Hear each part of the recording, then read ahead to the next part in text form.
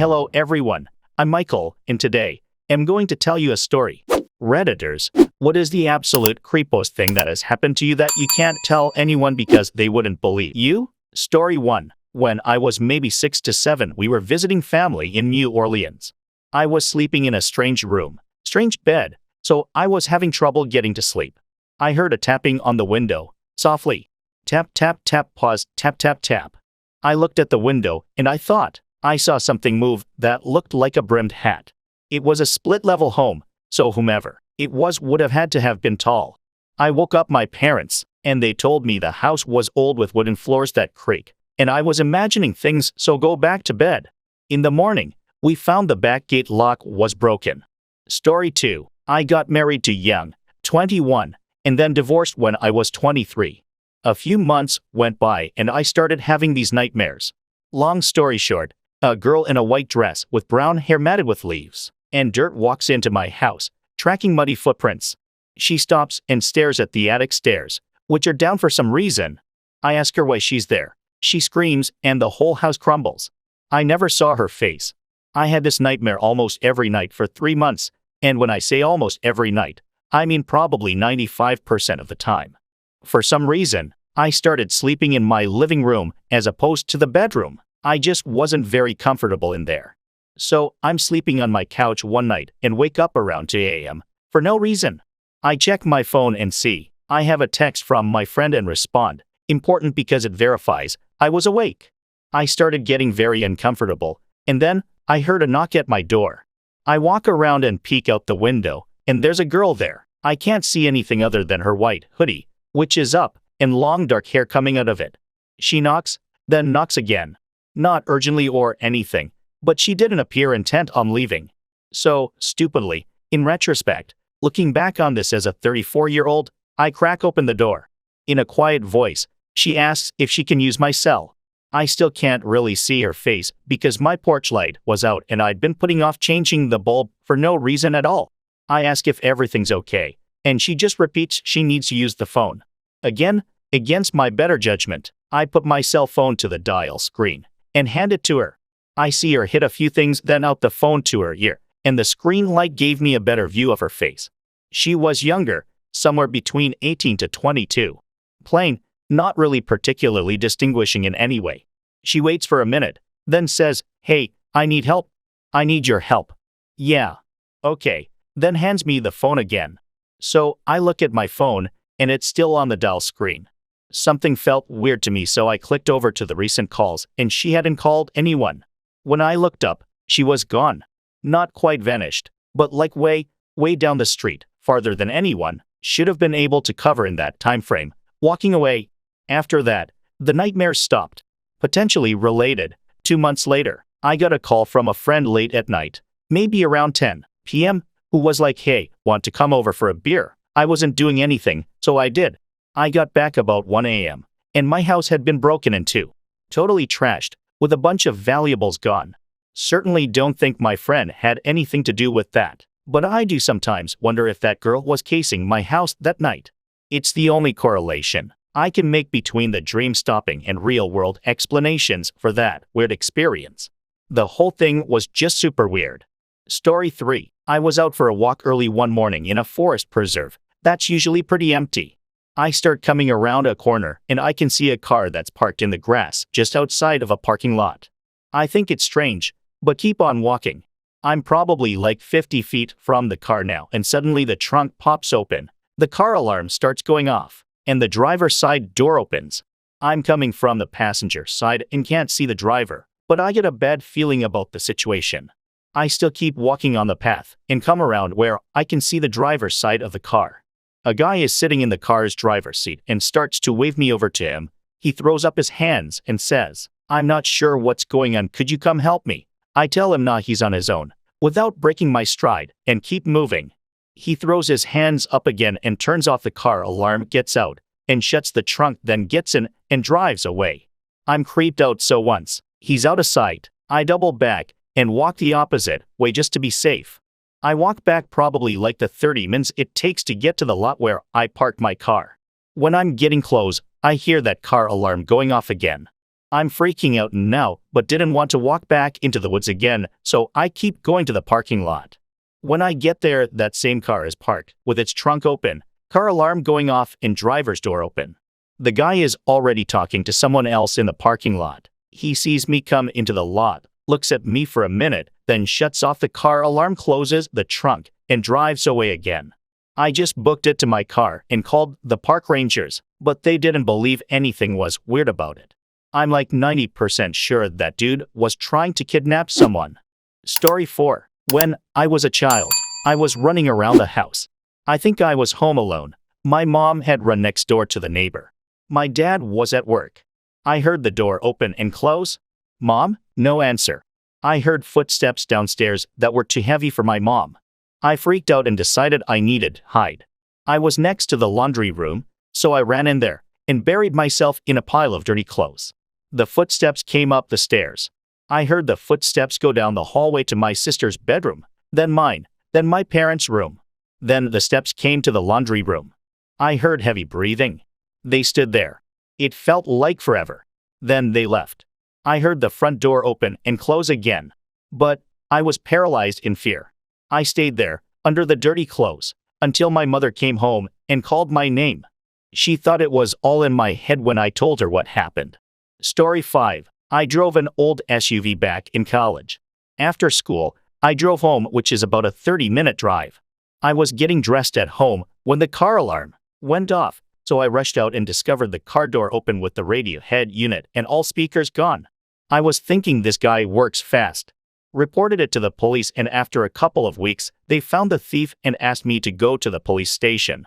At the police station, I was asked a few questions and the officer told me I had to hear something from the thief. When I confronted him, he told me that he was able to get into my car at the car park near my school, and I unexpectedly arrived, so he dove and lied flat in the third row. So I was driving home with an unknown passenger all the time.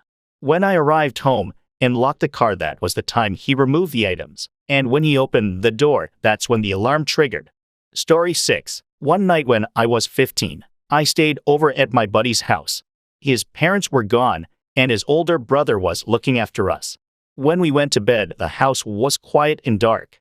I could barely see his bedroom door open slightly, and I assumed it was my buddy's brother checking in on us. But then, I realized that this person looking in on us was wearing glasses, and my friend's brother did not. There was no one else in the house, and I could not figure out who this person was. I was frozen in fear just staring at this figure looking in on us when my buddy, who was in another bed on the other side of the room, started screaming at the top of his lungs. I had never heard a more terrifying sound, and my heart just dropped out of my chest. The person looking at us quickly backed out, and the door was closed quietly. A few seconds later, we saw the light come on the hallway, and my friend's brother flew open the door asking what was wrong. We both started yelling that someone was just here. The brother grabbed a baseball bat from his room and started searching the house. We checked the front and back doors and the garage, but they were all locked. All the windows were closed. He looked in every closet and under the beds. Needless to say, we spent the rest of the night in his room. None of us could sleep, so we just stayed up all night talking. It was one of the most terrifying, but also best nights of my life. Story 7. In 2011, me and my family were at Darien Lake in upstate New York on a roller coaster called the Ride of Steel, like as in Superman. On the track there runs 2 trains, with 8 or so cars per train. They sit 2 people across, and had lap restraints. I was on train 2, which was at the station. While getting in, I looked out at the coaster and thought I saw a falling blob just after the second major drop.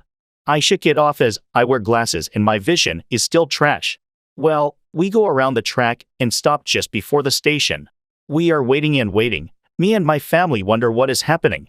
We see the car in front of us is still occupied with the riders, with an empty wheelchair next to one of the cars. Now it was a packed ride, with long wait lines. Every seat was full except one, in the car next to the wheelchair. After waiting about 15 minutes, they finally let everyone off but keep the train in the station. After about 15 more minutes, they send the train and we pull into the station.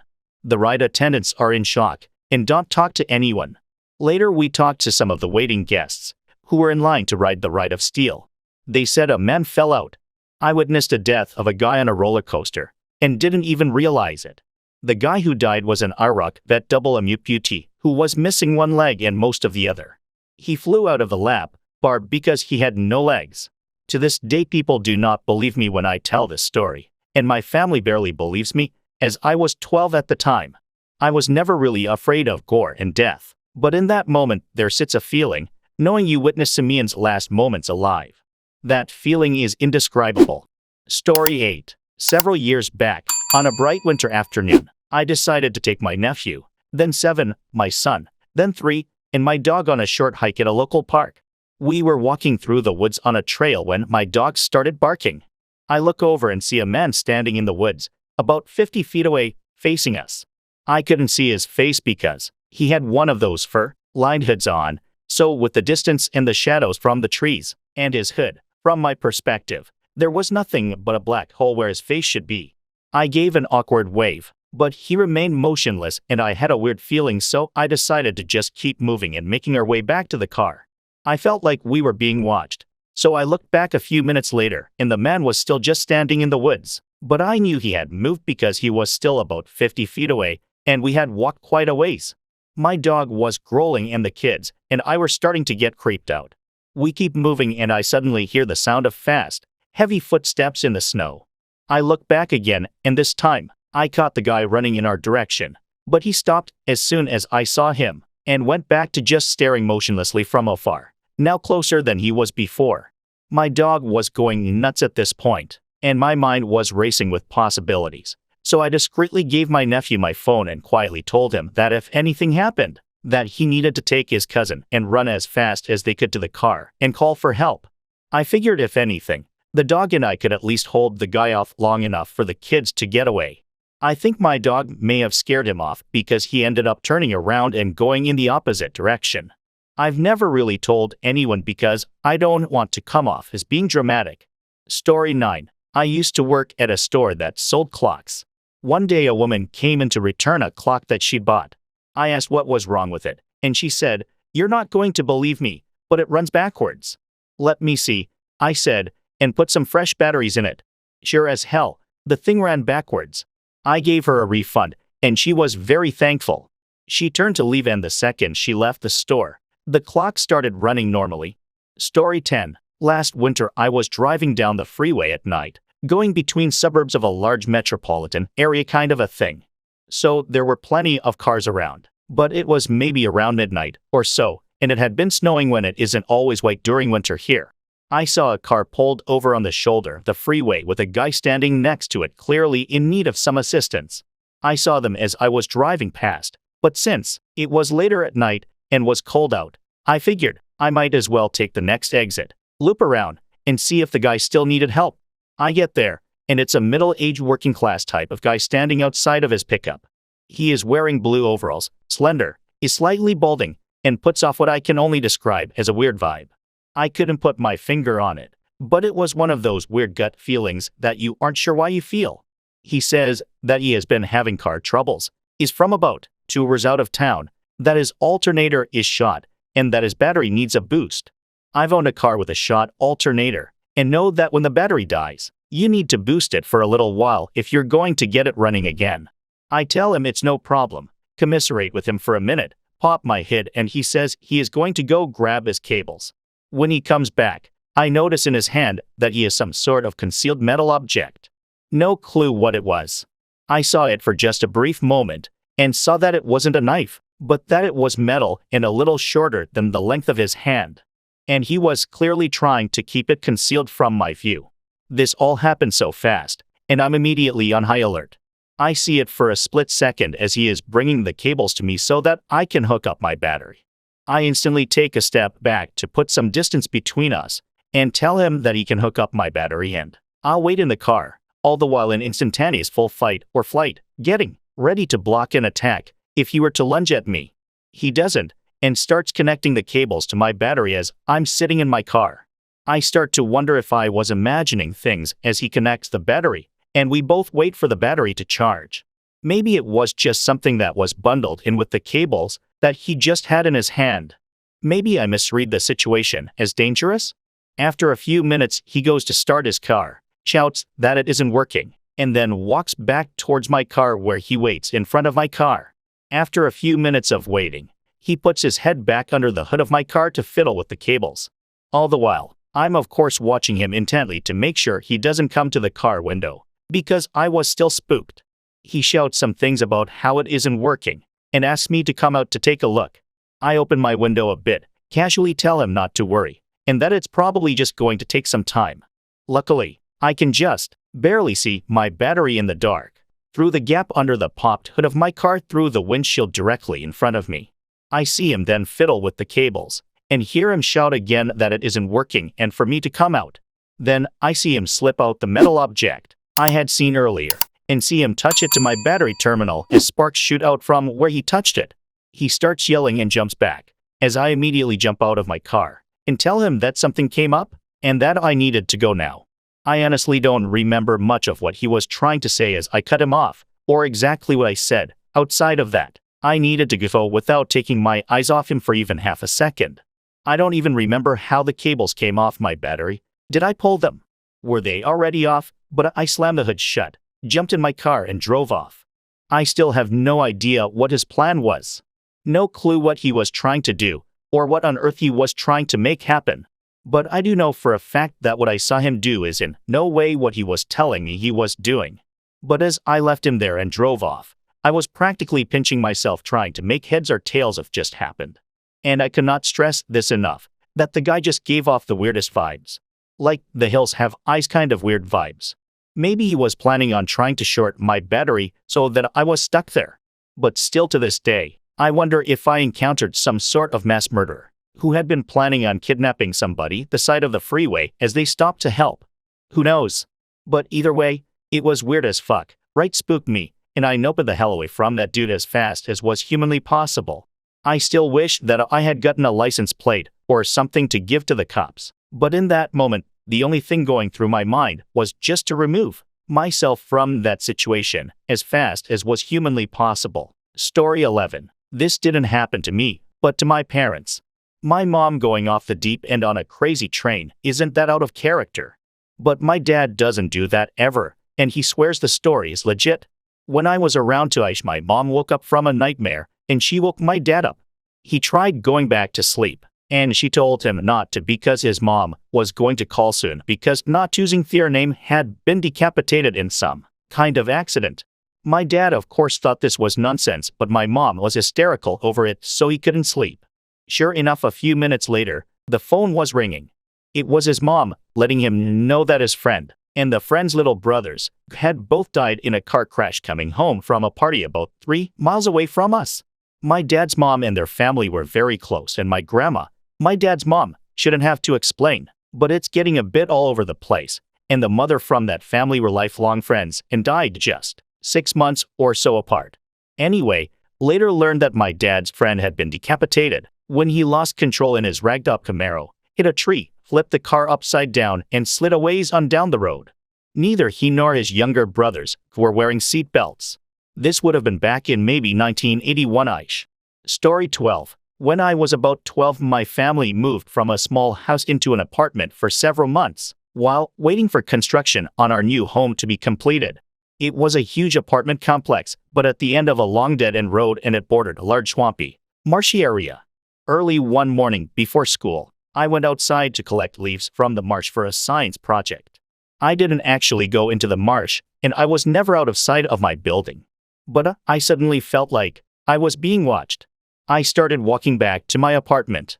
There was one building between me and my building, though I could still see my building.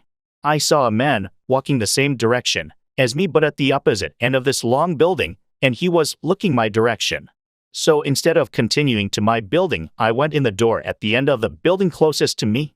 There was a hallway that passed through, but I stood in the hallway for a long time before going out the other side. The man was standing at the corner, watching for me, like he already knew I didn't live there.